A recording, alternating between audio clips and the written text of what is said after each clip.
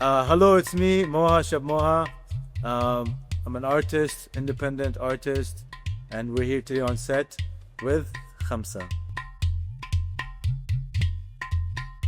I grew up in Libya, Tripoli, and Calgary, Alberta, Canada. Calgary, yeah, shout out Calgary. And then I moved to the Gulf, Amman, Kuwait, UAE, Saudi, and then Copenhagen for a bit, Europe, London. So I was kind of moving for a good 5-6 years until I planted some seeds here, and I'm here now. I mean, I grew up beachside, right, Mediterranean Sea, so obviously the first thing that comes to mind is green, brown, blue, white, like sky, earth, yeah. These are the colors for sure. And then like a gradient of like the sunset, right? So 3 things to describe myself: passionate, curious, and naive. Naive? Yeah, I think so. But I'm not, maybe it doesn't seem like I am, but a lot of things I'm not really sure about, right? So I think there's a bit of naiveness to that. It's good and bad. I've had it like do me in a bad way, and it's done me in good. So it's like I'm trying not to be as naive, maybe. I don't know. I'm trying to figure it out. Ooh, last time I did something for the first time ever. I have a bad memory, but I'll tell you a moment that was for the first time that I enjoyed. It was the first time doing a shoot in Iraq, which was like special. So that's like first time, like work, photography, my country, whatever. 2023, I don't even know, yeah. But I was like, yeah. But now I don't remember anything. When I was a kid, obviously growing up was I was into sports a lot, so like sport figures were my idols. Obviously like Ronaldo, Brazilian Ronaldo, Mike Tyson, Chris Nassim, a lot of sports figures, right? And then as I got older, I think I realized that my parents are people that I should, not that I should look up to, but they've set an example for me to sort of like use and not idolize, but like take into consideration as like figures that I could learn from. And at the moment, yeah, there's not really much people up there, you know? There's not much people doing much. Yeah, I always wanted to be a professional football player. I still think I can be. But I don't think so. I've broken both my ankles. Yeah, I'm expired. But like, I like the idea, you know, that I can. Because honestly, okay, I'll tell you my theory about this. Because I grew up, most of my life was dedicated to football, like, as in like time wise, training, watching football, buying football outfits, dressing like, haircut, everything was like into that world. And then I realized when I never made it that some things are better left off as just dreams. So if I can just dream that I want to be a professional football player, it gives me enough joy to not be it. Because being is just, it's too hectic. You gotta train, you gotta diet, you gotta sleep at night. All these things, it's like, maybe it's unrealistic, right? So I think. Keep dreaming. Yeah. No, I want to play for like a Div 4, like low division team, just like 4 or 5 games. And then like do like a dramatic exit where I'm like, guys, I'm gonna retire. Like hang the boots and like, you know, they clap for me, my jersey's being hung. Just so I can say, guys, like I actually did play, you know? And it could be cool as like a mini documentary, right? To sell it. And I think, yeah, this is an easy answer because I realize when I'm not in motion, like there's no momentum in my life or my everyday. When I'm still, it's like when I'm like anxious and like struggling to like think, because part of like my, I guess, inspiration or like sorts of like thinking is when I'm on the move. The constantly I'm like in action, or if I'm shooting or traveling or not being still in one place. Maybe the idea of routine is like what? No routine. I think that's what like sort of sparks ideas and thoughts. If I'm just sleeping on the couch all day, not much gonna happen, I'll tell you that. Just gonna order a lot of food, watch a lot of movies. I wanna be consuming, not producing. I want to stay away from consumption, move towards production. So to produce our thing, you need to be in a specific space, right? Mindset to be able to like produce your thoughts or, yeah.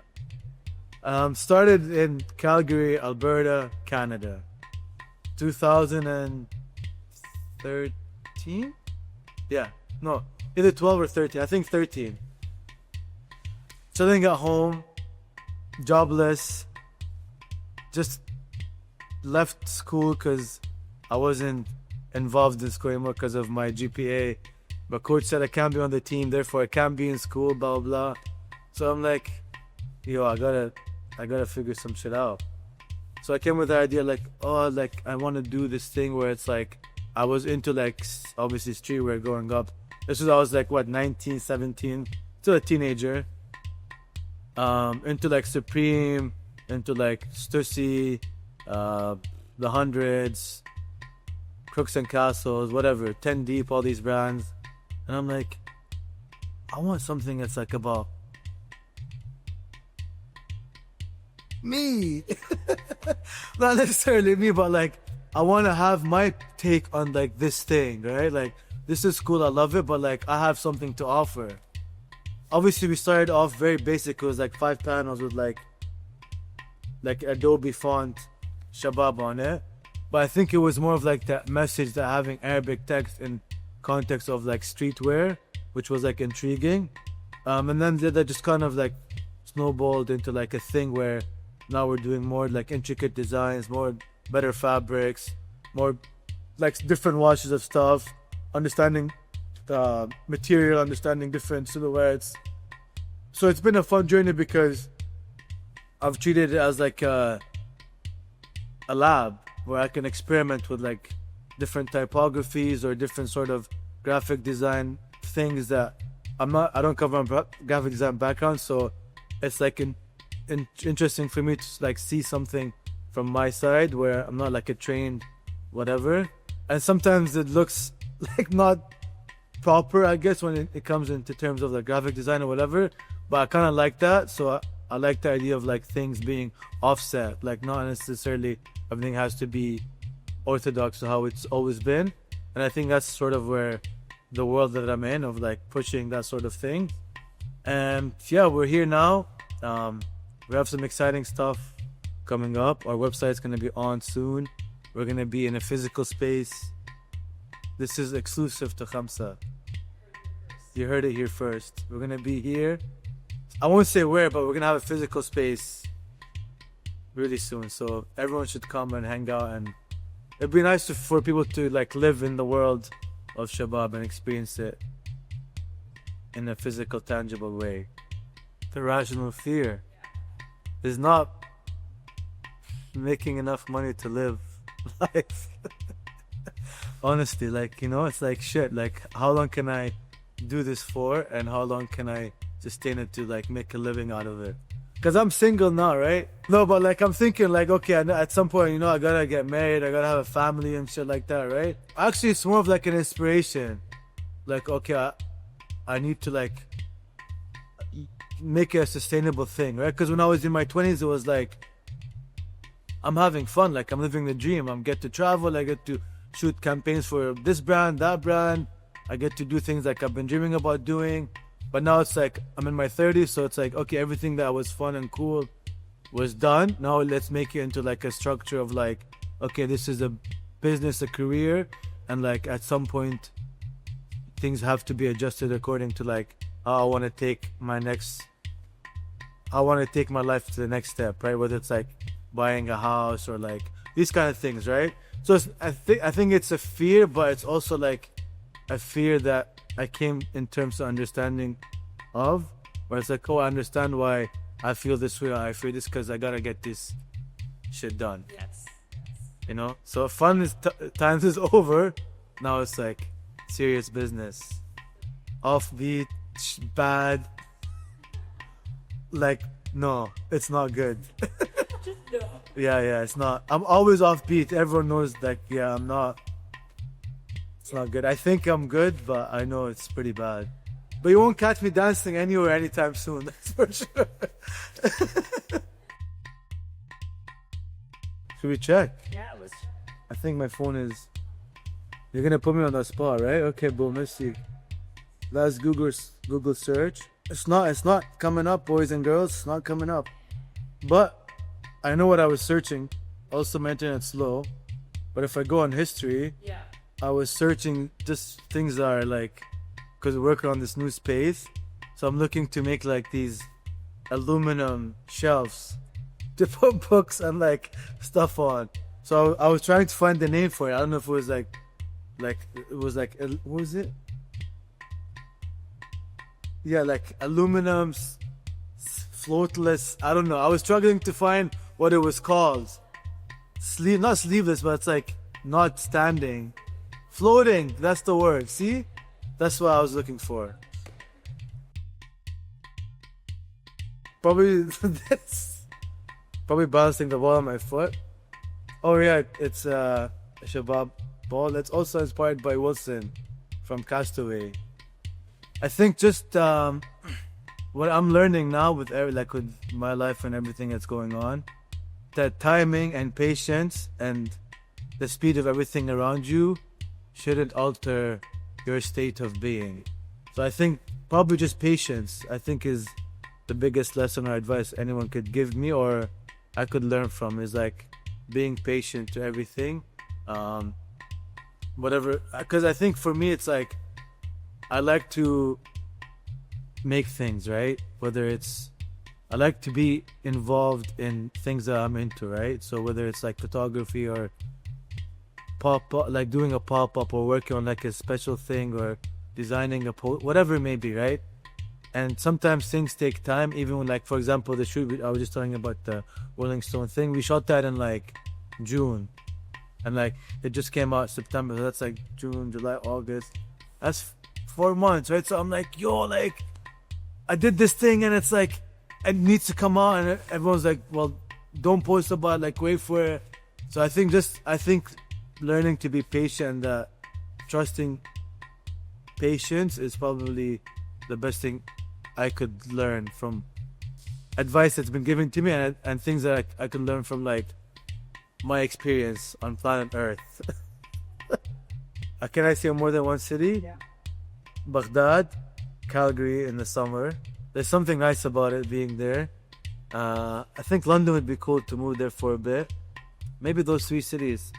Yeah. Baghdad, London, Calgary.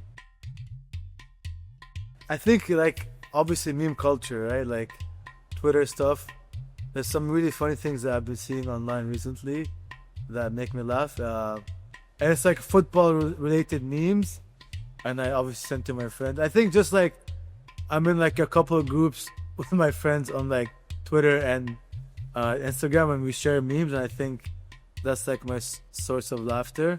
And then like in real life, obviously certain things are funny, but I don't know if it's funny to everyone. So alive, let's say alive first. I'd love to have dinner with Mike Tyson. I think he's a really funny guy. Like that would be a good time. Another person, I think Michael Jackson dead would be interesting. I think because he was like, I don't know, man, everyone knew Michael Jackson, everyone, like this is pre-internet, pre-whatever. He was like a world phenomenon, right? So I feel like just having a moment with him and like having dinner, that would be amazing. So Mike Tyson, Michael Jackson, say Michael Jordan, just so we can have Michael. So Michael Jackson, Michael Jordan, and Mike Tyson. Yeah, I think to me that's my childhood, honestly. That's my happy place. It's like water, nature, sunshine, burgers, fries, good food, seasonal fruits, that's important. Fresh water, a source of fresh water is important, you know? I have a hot take, and it's usually people see paradise as like beach, right? And like palm trees, which is half accurate. But actually, we can't have paradise with salt water because it can't survive. So whoever's doing like propaganda for paradise you gotta change this water, beaches to rivers. Sweet water. We can bathe in it, we can drink it, we can pour it in our food, we can make tea. So that's my advice to the paradise propaganders, is to change from beach to rivers. A message to the whole world. Earth or beyond Earth? Because there's beyond. There's beyond Earth. Message is, I don't know if we have a lot of time left. No, I mean like I'm saying my messages to the world. I don't know if we have a lot of time left on planet Earth. Maybe a couple 100 years left, but let's like take care of each other, you know? And let's protect each other and like enjoy life and not just focus on like making shit happen and work. Can I say the S word? Yeah. I think it's nice to just like slow down and enjoy things and not always have to be like, because I think everything has changed into like this brutalist mindset where it's like, let's go, yeah, let's make it, we gotta do this. And I think this brutalist mindset has affected the nature of us, which is like a more softer, like romantic, we're more soft romantic beings than like brutal. And I think we're like in this middle of this crossroad where we're trying to figure things out. And I feel like just take a moment and like appreciate things and not have to go full force. And we don't have to give in to everything that's given to us. Don't be a copycat. You know, not everything you have to do has to be a commercial commodity, right? Like, look, there's some amazing bootleg LV bags, but they took so much time to make it that good. So if you want to copy something, just don't. Look, if you're a great artist, you're good at stealing ideas and saying things and referencing them and packaging them and presenting them. I think that's a talent. When like, let's say I see something, I'm like, this is good. I can take this, repackage it, present it in a different way. Because look, everything has already existed, right? This is not something, I didn't create the atom. I'm not like Einstein, all right? Let's be honest here. Those guys did some craziest things, right? I'm not reinventing anything. Everything has already been done. What I'm doing is repurposing ideas, things, taking different parts of my world, the worlds that I've been a part of, and putting it in a way where it became its own thing, right? So I think what the question is, it's important to like take time and like, if you want to be inspired by something, soak it in, understand it, see where it's coming from, see how you can put it in your context. Because at the end of the day, everyone has a take on something, right?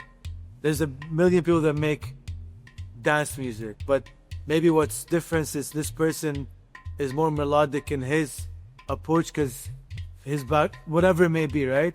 So I think, again, the idea is what's personal is universal. So like, if you take something that's universal, make it personal, and you give it back to the world, people will resonate with people more because of this like personal touch.